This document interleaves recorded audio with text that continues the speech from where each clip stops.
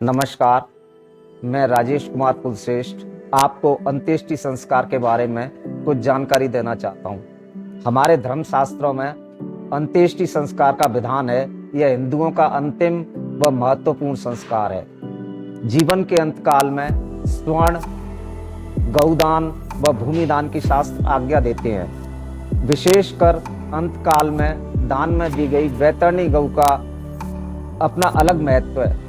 कहते हैं सभी देवता गौ के शरीर में निवास करते हैं, अतः गौ सर्वदेवमयी है। वैतरणी गौ के दान के प्रभाव से मृतक यम मार्ग में स्थित महाभयावह वैतरणी नदी को पार करता है। मरणासन्न व्यक्ति के लिए विशेष संस्कार करने की परंपरा प्राचीन काल से चली आ रही है। तुलसी के पौधे के समीप श्वेत वस्त्र के आसन पर शालिग्राम शिला स्थापित कर उसके समीप गोबर से लिपी हुई पृथ्वी पर मरणासन्न व्यक्ति को लिटाकर रखा जाता है। वह उसे तुलसी दल, तिल एवं गंगाजल पिलाया जाता है। अंतकाल में गंगाजल पान से मनुष्य वैकुंठ लोक को प्राप्त होता है। अंत समय में मनुष्य को श्रीमद् भागवत महापुराण की कथा सुनाने की परंपरा है। कहा जाता है कि उक्त समय में जो श्रीमद् भागवत के एक श्लोक, आधे श्लोक अथवा एक पाद का भी पाठ करता है वह ब्रह्मलोक को प्राप्त होता है। अंत्येष्टि संस्कार के अंतर्गत मृत्यु के उपरांत की जाने वाली क्रियाएं आती हैं।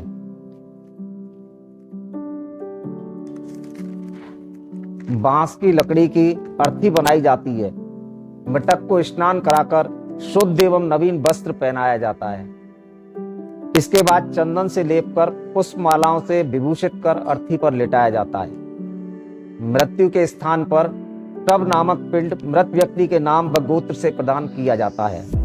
ऐसा करने से भूमि और भूमि के अधिष्ठात्र देवता प्रसन्न होते हैं। इसके पश्चात द्वार देश पर पांथ नाम का पिंड मृतक के नाम व गोत्र से प्रदान किया जाता है।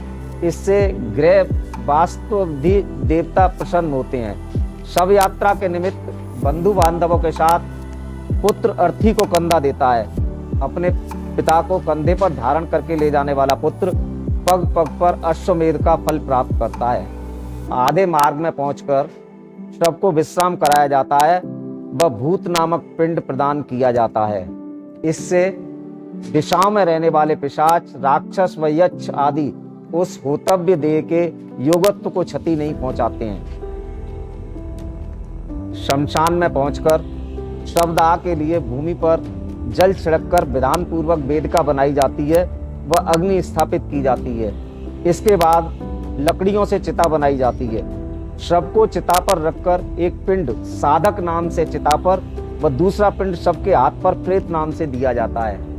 इसके बाद अग्नि को तिनकों पर रखकर यथाधिकार ज्येष्ठ पुत्र अग्नि प्रदान करता है। दाह संस्कार के अनंतर नदी या सरोवर में दक्षिण मुख होकर स्नान करने का विधान है।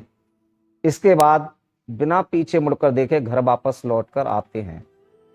घर में प्रवेश से पूर्व दरवाजे पर रखे नीम के पत्तों को दांत से चबाते हैं व उसके बाद आचमन करते हैं।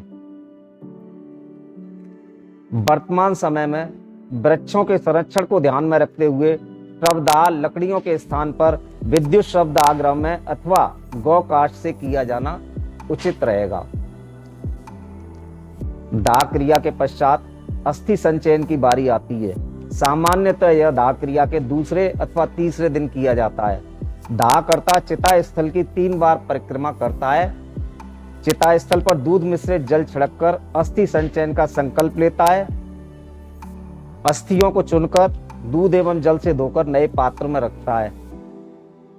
वह चिता स्थल पर तुलसी का पौधारोपण करता है और पिंडदान करता है। अस्थियां गंगा में प्रवाहित कर दी जाती हैं। अंत्येष्टि संस्कार के समय पठित वैदिक मंत्रों के प्रभाव से मृतक पितृलोक जाता है और अपने पितरों से मिलता है। आशा है मेरे द्वारा दी गई जानकारी से आप पूर्णतः वाकिफ हो गए होंगे। या फिर भी अगर और कोई जानकारी आवश्यक समझें तो आप कमेंट्स में लिख सकते हैं। कृपया हमारे चैनल को सब्सक्राइब करने का कष्ट करें।